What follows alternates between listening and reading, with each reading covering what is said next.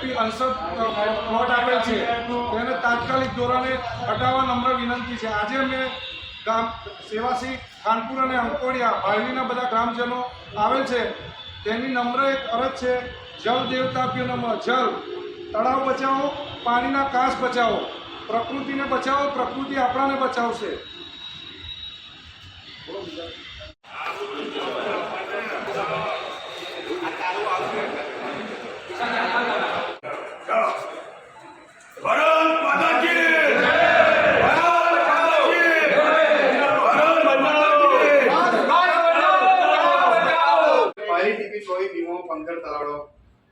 Final પર road રસ્તા પાડેલા છે। વડોદરા જે જોયું હશે ડિઝાસ્ટરમાં ફોન કરીને પૂછી લો છો કે કબીર બામવાનો જે રસ્તો ખરો ને ત્યાં આટલું પાણી હતું રોડ પર, એ પાણી સીધું સેવાજી તલાવમાં આવે એટલે સેવાજી તલાવનું પાણી બહેલી જાય। અંકોડિયાની બી આ જ પરિસ્થિતિ। અંકોડિયાનું પાણી અમારે ખાનપુર આવે, ખાનપુરનું પાણી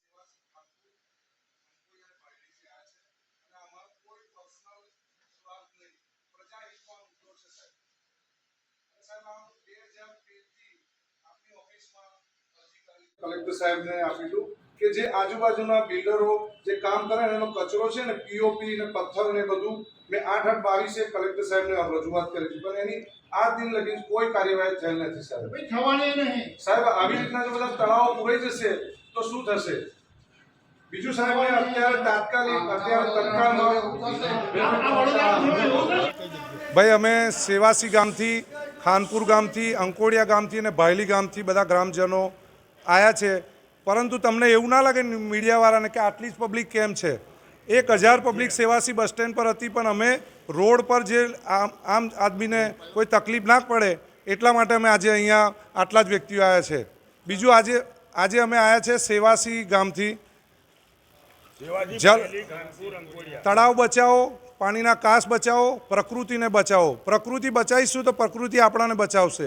એટલે સાહેબ અમે આજે અહીંયા એવું કહેવા આવ્યા છે કે બ્લોક નંબર 639 સેવાસી મોટું તળાવ તરીકે જણાય છે, એ 52 વીઘાનું છે, એટલે 14 થી 15,000 સ્ક્વેર ફૂટની જગ્યા છે। એ તળાવ ફૂલ થઈ અને આગળ ભાયલી, બીલ, ચાપડ, ચાંસદ થઈ અને દરિયાની અંદર વિશ્વામિત્રી થકી દરિયાની અંદર જતું રહેશે। અત્યારે સેવાસી હનુમાનજી મંદિરથી જે કાંસ આવેલો છે એ કાંસ ઉપર ટાઉન પ્લાનરોએ ઉપર કાંસ ઉપર અંશત થોડા એવા પ્લોટ ફાળવી દીધેલા અને મોટા ભાગના લોકોએ તો બાંધી બી દીધું છે। જિંદગીમાં પહેલી વાર એવો ચાન્સ ના કહેવાય પણ આ ચાન્સ આવ્યો કે આખું જે પાણી તળાવ 52 વીઘાનું ભરાઈ 14 લાખ ફૂટ જગ્યાના ઊંડાઈ કેટલી હશે બધી બહુ જ। અને સાહેબ એ જે આગળ જતું હતું પાણી એ આજે પહેલી વાર પાછું પડ્યું, જિંદગીમાં પહેલી વાર, અને અમારા ગામની અંદર પાણી આવ્યું। એટલે અમારી આજે કલેક્ટર સાહેબને આજે નમ્ર વિનંતી કરવા છે, કલેક્ટર સાહેબને નમ્ર વિનંતી કરી છે કે આ અમારા 3 મુદ્દા છે। પ્રકૃતિ, બીજો આ ત્રીજો મુદ્દો પ્રકૃતિ બચાવો। પ્રકૃતિ બચાવીશું તો પ્રકૃતિ આપણને બચાવશે।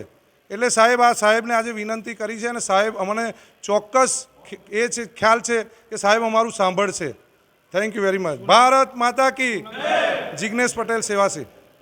ખાનપુર વિસ્તારમાં છે જે વરસાદી કાંસો છે એની પર દબાણ થયેલા છે, જેને જે ટીપી પાડ્યા પછી જે લોકોને એપી આપ્યા છે એ એપી તળાવમાં કાચમાં આપેલા છે।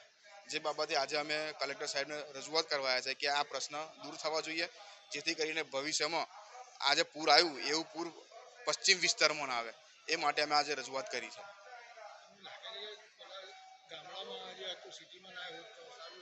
સારું હતું, પણ આ વહીવટમાં તો કોનું ચાલે? તાનાશાહી સરકારમાં કોણ નિર્ણય લે? આવા કડક નિર્ણય કોણ લઈ શકે? કોઈ ના લઈ શકે। જેથી રજૂઆત કરવા આવ્યા છે, જો આગળ આનું નિરાકરણ નહીં લાવે તો પછી અમે આગળનું એક આંદોલન જેવું અમે પ્રયત્ન કરીશું। દર્પણ પટેલ, માજી સરપંચ ભાયલી।